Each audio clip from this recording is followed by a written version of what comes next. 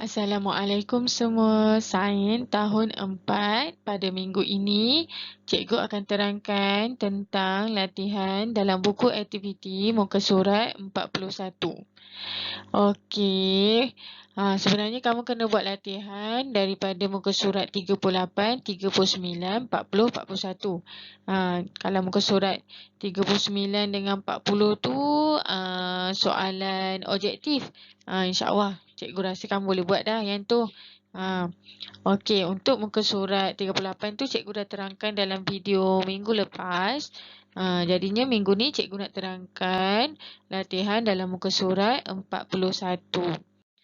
Okey, sebelum cikgu terangkan latihan dalam muka surat 41, cikgu nak remind balik, cikgu nak ulang kaji balik tentang rangsangan tumbuhan. Okey, kita kena ingat ya sebab latihan untuk muka surat 41 ni dia berkaitan dengan rangsangan tumbuhan terhadap persetiaran lah.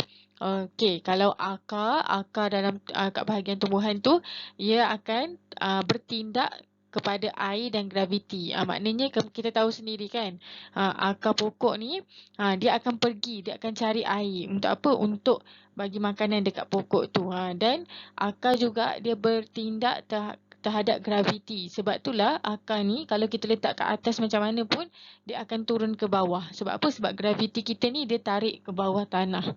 Okey, seterusnya ialah daun. Daun dia bertindak ataupun dia terangsang terhadap sentuhan dan cahaya. Maknanya pernah kan, kau tahu kan pokok semalu. Pokok semalu kita sentuh daun dia, dia akan tertutup. Itu antara salah satu contoh rangsangan tumbuhan lah. Dan cahaya. Daun juga dia terangsang terhadap cahaya. Sebab itulah kalau banyak sangat cahaya, daun akan mati macam tu. Sama juga dengan bunga. Bunga pun dia akan bertindak terhadap cahaya. Pernah tengok tak pokok bunga seri pagi apa semua, kalau ada cahaya matahari dia akan kembang mekar. Tu antara salah satu rangsangan lah terhadap tumbuhan.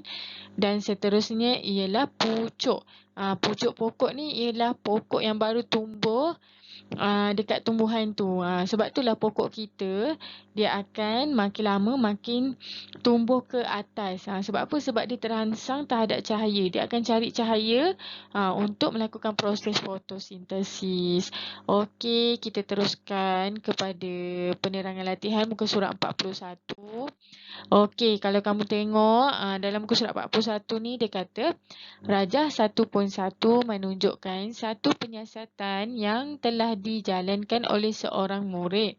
Okey, ada dua bekas, satu bekas air, satu lagi bekas pokok lah. Betul dia kata, apakah yang berlaku kepada tumbuhan selepas beberapa hari disiram di kawasan X? Maknanya air ni dia disiram dekat kawasan sini, dekat kawasan X ni. Okey, seperti mana yang cikgu terangkan tadi. Kalau akar dia bertindak terhadap air. Jadinya apa yang berlaku kepada tumbuhan selepas beberapa hari disiram?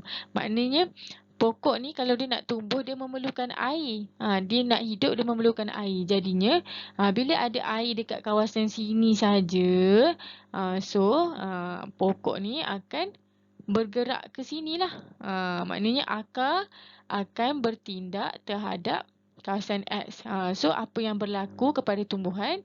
Bolehlah kamu cakap akar tumbuhan bergerak balas di kawasan X tu, macam tu. Tulis apa yang kamu nampak. Okey. Dia kata akar tumbuhan membengkok ke arah X. Sebab apa? Sebab akar ni dia akan bergerak balas terhadap air. Dia kata, lepas tu nombor 2, berikan alasan kamu. Sebab apa akar tumbuhan tu membengkok ke arah X? Sebab akar bergerak balas terhadap air. Okey. Itu untuk soalan nombor 1. Kalau B, rajah 1.2 menunjukkan 3 biji benih yang sedang bercambah selepas beberapa hari. Macam kamu tanam pokok kan, kita akan nampak akan nampak biji benih tu bercambah. Dan biji benih tu dia bercambah, dia akan pergi ke arah mana? Dia akan pergi ke arah mana? Okey, apakah yang akan berlaku jika penyiasatan ini diteruskan selama beberapa hari?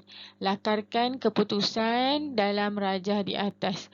Okey, maknanya dia suruh kamu lukis keputusan. Maknanya selepas beberapa hari, apa yang akan jadi kat biji benih ni? So dia akan bercambah lah. Kalau bercambah tu, biji benih tu akan pergi ke mana? Dia akan pergi ke bawah. Sebab apa? Sebab akar dia akan bertindak terhadap graviti. Kalau dia tumbuh, dia akan pergi ke bawah. Sebab apa dia pergi ke bawah? Sebab graviti kita ke arah bawah. Maknanya pusat bumi kita ni dekat bawah. Jadinya lukiskanlah, lakarkan akar tu pergi ke mana. Nyatakan inferen berdasarkan lakaran kamu itu.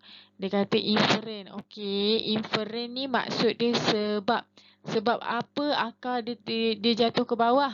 Sebab apa? Sebab anak akar benih bergerak balas terhadap graviti. Bila bergerak balas terhadap graviti, dia akan turun ke bawah. Okey, itu saja untuk latihan pada minggu ini.